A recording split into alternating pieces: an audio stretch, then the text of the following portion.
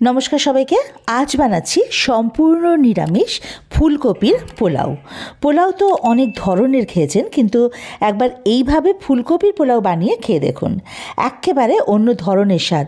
এটা আপনার নিরামিষ দিনে তো বানাতেই পারেন, এছাড়া কোনো পুজো পার্বণে ঠাকুরের ভোগ হিসেবেও নিবেদন করতে পারেন। তো আজকে দেখাবো কি করে ভাত ঝরঝরে রেখে সামান্য কিছু উপকরণ দিয়ে এই অসাধারণ পোলাওটা তৈরি করা যায়। একেবারে সহজ কিছু টিপস, ওটা মেনে চলে কিন্তু পোলাও একেবারে ঝরঝরে হবে। তো চলুন রান্নাটা শুরু করা যাক। এখানে আমি বাসমতি চাল নিয়েছি, বাসমতি চালের পোলাও করছি। 500 গ্রাম নিয়েছি। তো মেজারিং কাপ মেপে 3 কাপ চাল হয়েছে আমার। তো আপনারা যে কোনো কাপ, যে কোনো বাটি পাত্র মেপে চালটা নিতে পারেন, তবে অবশ্যই চালটা মেপে নেবেন, এটা কিন্তু জরুরি ঝরঝরে পোলাও করার জন্য।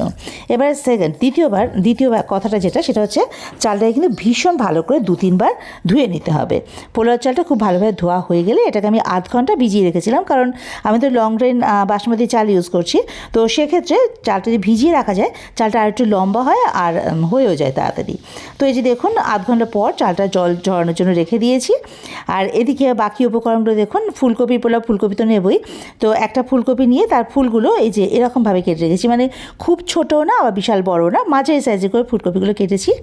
এছাড়া নিয়েছি কাজু কিশমিশ, কাজু 25 গ্রাম নিয়েছি, কিশমিশও 25 গ্রাম। আর ওদিকে মটরশুঁটি নিয়েছি আমি 250 গ্রাম। ওটা ওই চায়ের কাপের 1 কাপ মতো হয়েছে খোসা ছাড়ানোর পরে।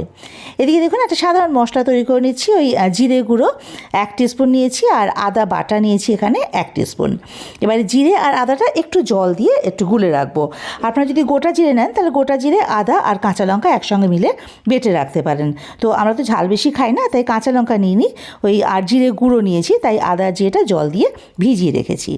এদিকে ফোড়নের জন্য দেখুন, ছোটো এলাচ নিয়েছি 3টে, লবঙ্গ মোটামুটি 5-6টা তো নিয়েছি, একটু বেশি নিয়েছি।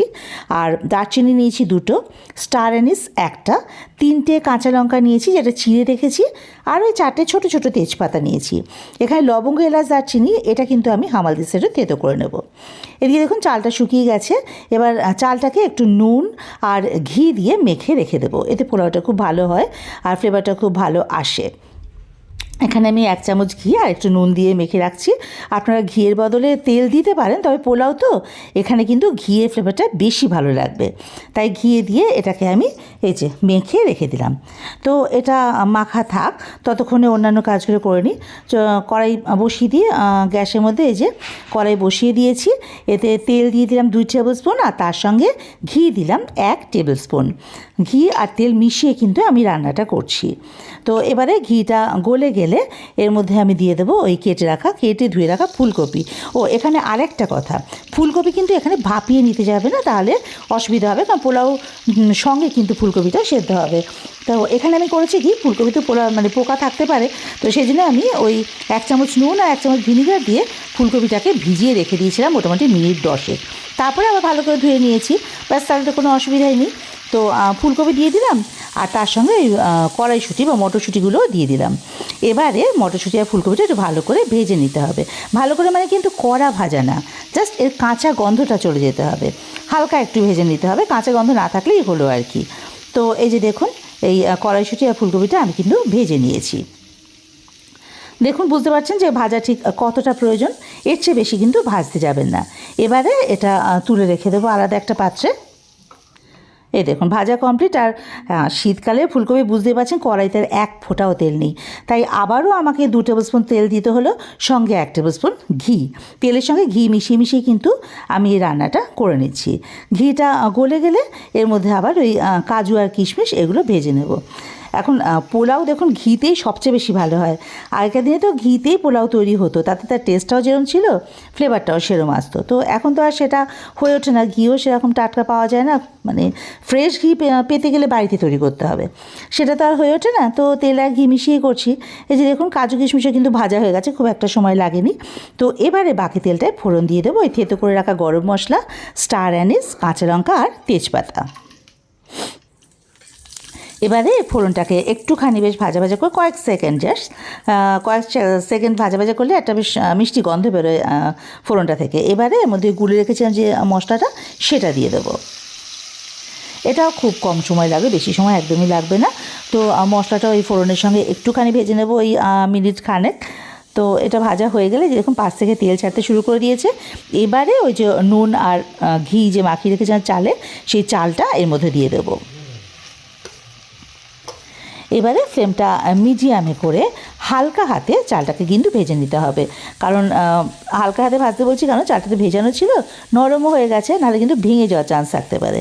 তাই এটাকে ভেজে নিতে হবে যতক্ষণে চালটা একটু ট্রান্সপারেন্ট হচ্ছে, ততক্ষণে এটা ভাজা হোক। ততক্ষণে দেখুন জল বসিয়ে দিয়েছি পোলাওতে ব্যবহার করার জন্য, কারণ জল গরম বসাতে হবে, দিতে হবে পোলাওতে আর কি। তো এখানে আমি 3 কাপ চালের এগেনস্টে 6 কাপ জল নিয়েছি। আপনারা যেই কাপ বা বাটি মেপে নিন না কেন, যতটা চাল তার দ্বিগুণ জল নেবেন সব সময়।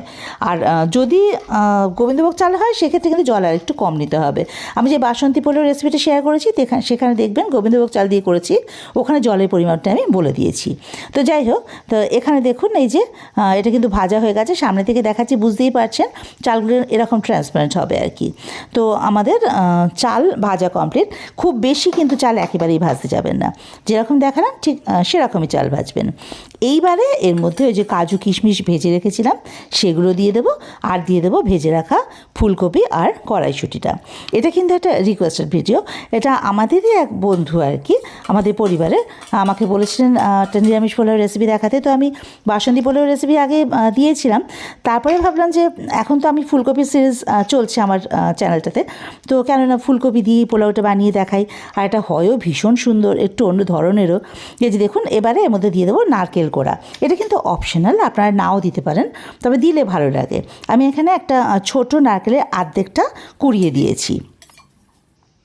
এবারে এই নারকেলটাও এই সব কিছুর সঙ্গে চালের সঙ্গে একটু ভালো করে মিশিয়ে নিতে হবে, অবশ্যই হালকা হাতে মেশাবেন। এটা কিন্তু বারবার বলছি খেয়াল রাখবেন, না হলে চাল ভেঙে যেতে পারে। তো এগুলো সব ভালো করে মেশানো হয়ে গেলে ওই যে জল গরম করতে বসিয়েছিলাম, সেই গরম জলটা এর মধ্যে ঢেলে দেবো। এটাও কিন্তু আরেকটা পয়েন্ট মাথায় রাখবেন, পোলাও সবসময় ঝরঝরে করার জন্য গরম জলই ব্যবহার করবেন, ঠান্ডা জল কিন্তু দেবেন না। আর যতটা চাল তার দ্বিগুণ জল নেবেন এই বাসমতি চালের ক্ষেত্রে, হ্যাঁ, তাহলে পোলাওটা ভালো হবে আর কি। এবারে এর মধ্যে দিয়ে দেবো স্বাদ মতো নুন। আমি চালটা আগেও নুন দিয়ে মাখিয়ে রেখেছিলাম, তাই এটা একটু বুঝে দেবেন, স্বাদ অনুযায়ী নুন দেবেন। আর দিলাম চিনি, পোলাও একটু মিষ্টি মিষ্টি হয়, তাই এখানে কিন্তু আমি 3 টেবিল স্পুন চিনি দিয়েছি।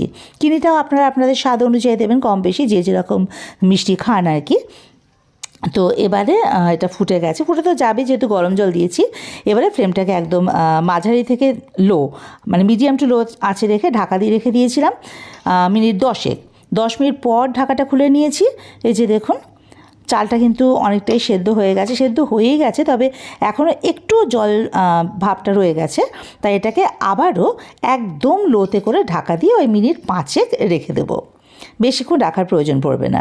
এই যে দেখুন পোলাও কিন্তু আমার রেডি। খালি পোলাও আন্দাজে কড়াইটা আমার একটু ছোটো হয়ে গেছে, এই জন্য নাড়তে একটু অসুবিধা হচ্ছে। তো এই যে দেখুন চালগুলো কিন্তু একেবারে ঝরঝরে, নিশ্চয়ই দেখেই বুঝতে পারছেন যে চাল একেবারেই ঝরঝরে হয়েছে। তো পোলাও কমপ্লিট, আর ফুলকপিগুলো একেবারে গোটা গোটা রয়ে গেছে, এই যে দেখুন। তো দেখতে পেলেন। এবারে এর মধ্যে দিয়ে দেবো ঘি, ওই ফ্লেভারটা আনানোর জন্য আর কি।